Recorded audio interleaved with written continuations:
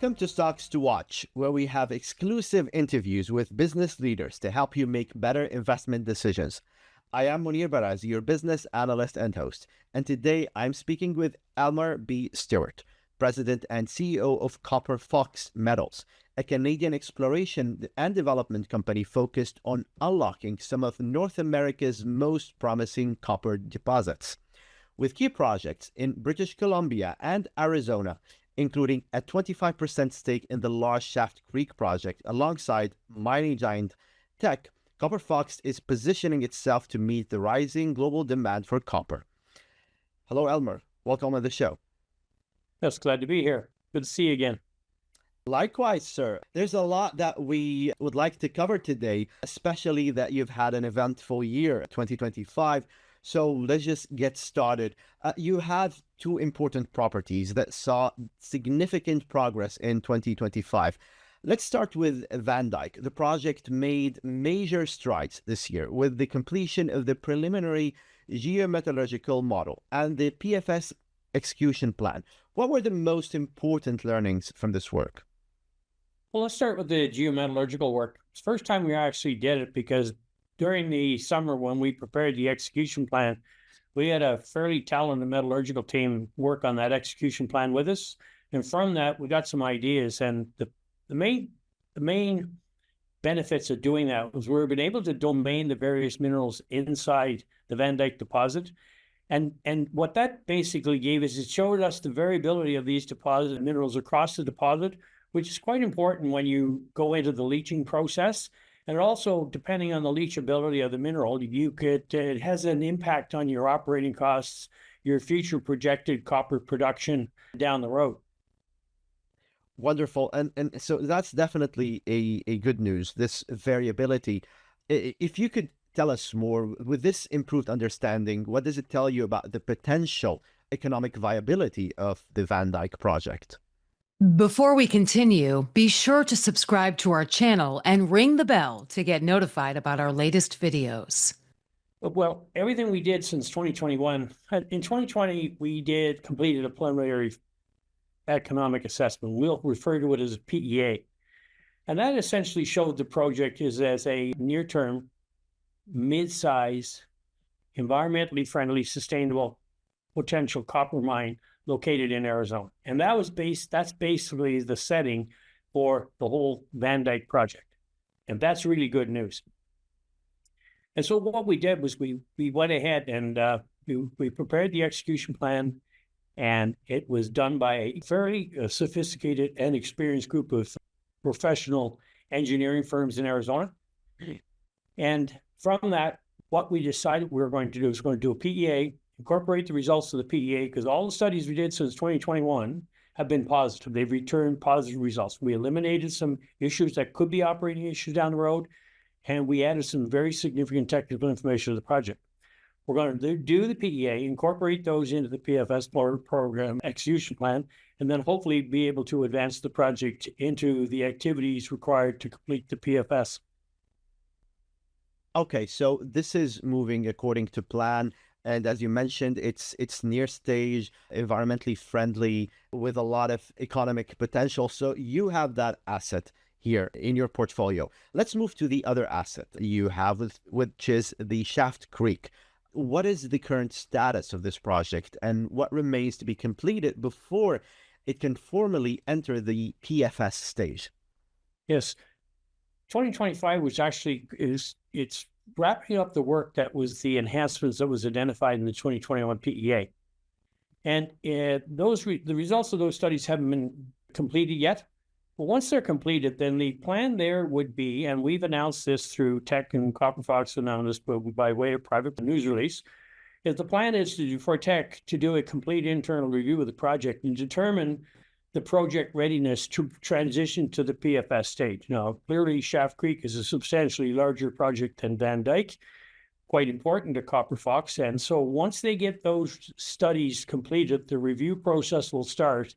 And then the decision, which we hope to be made in early 2026, will let us know how the project is proceeding. It's either going to be ready to transition to the PFS stage, or it's not. And as probably most of the viewers know, transitioning out of the scoping stage to the preliminary feasibility stage is a pretty major milestone in the development of the mineral project.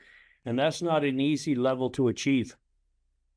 Absolutely. But still, you have accomplished a lot this year, at least in terms of tactical results and operations and moving towards the next stage. So those are tactical progress points made.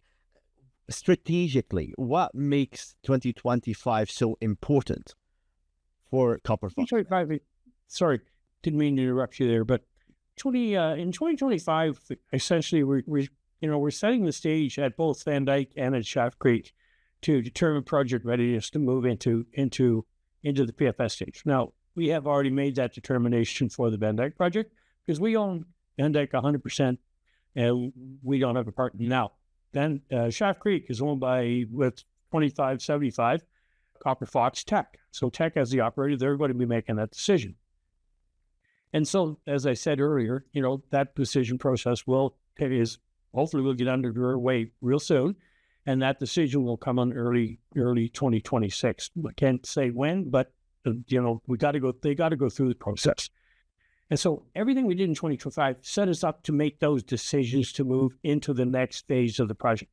We feel quite comfortable about what our decisions at Van Dyke. We're quite comfortable about the strategy and the approach we're taking at Van Dyke. And, once we 2026, now we know exactly what we have to do.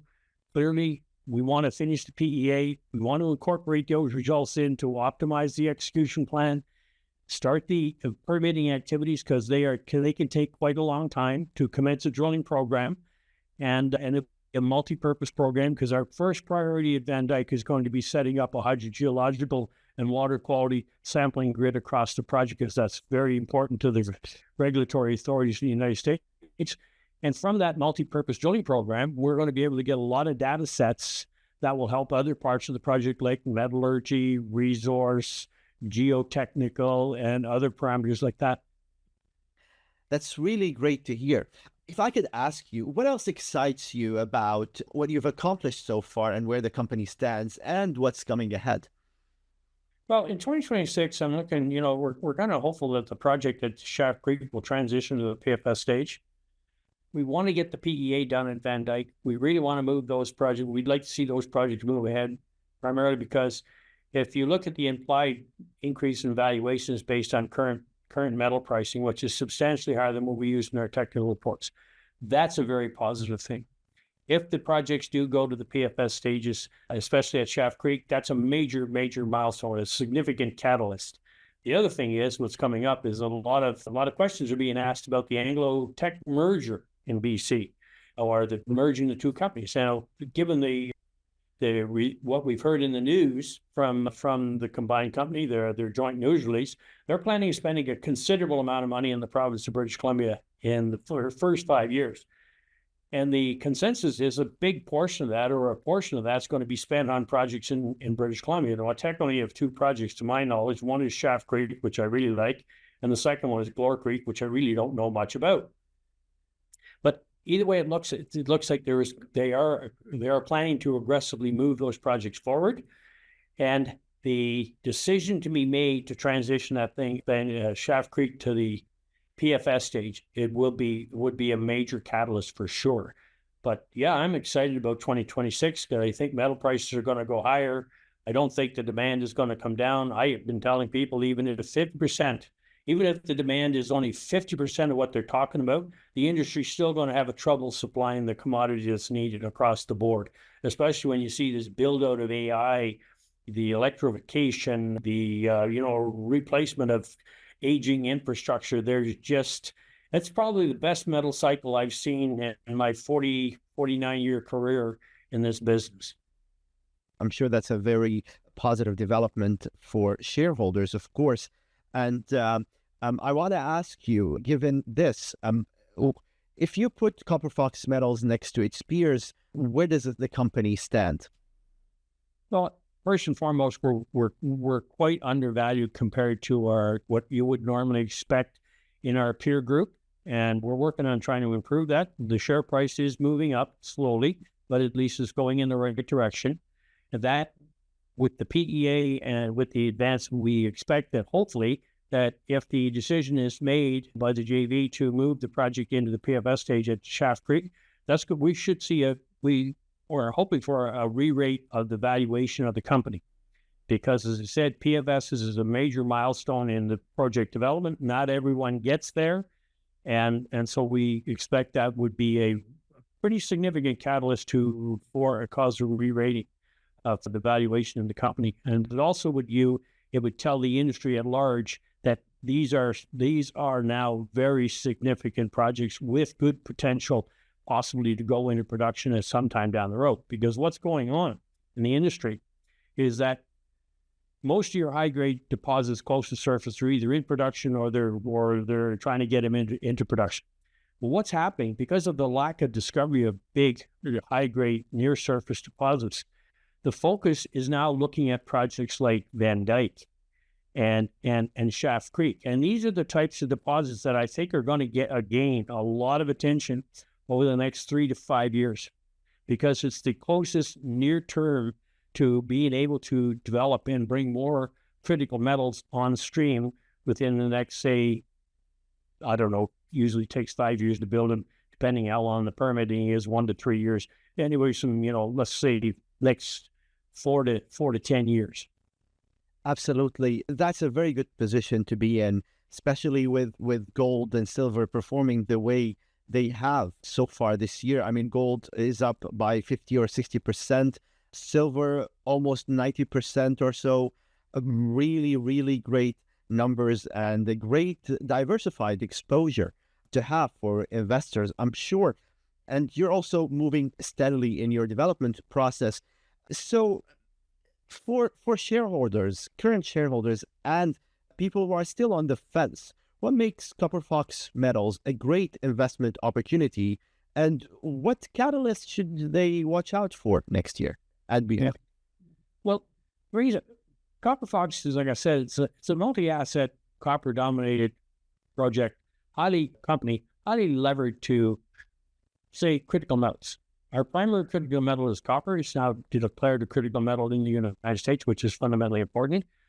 Gold, silver, molybdenum, all of which is required.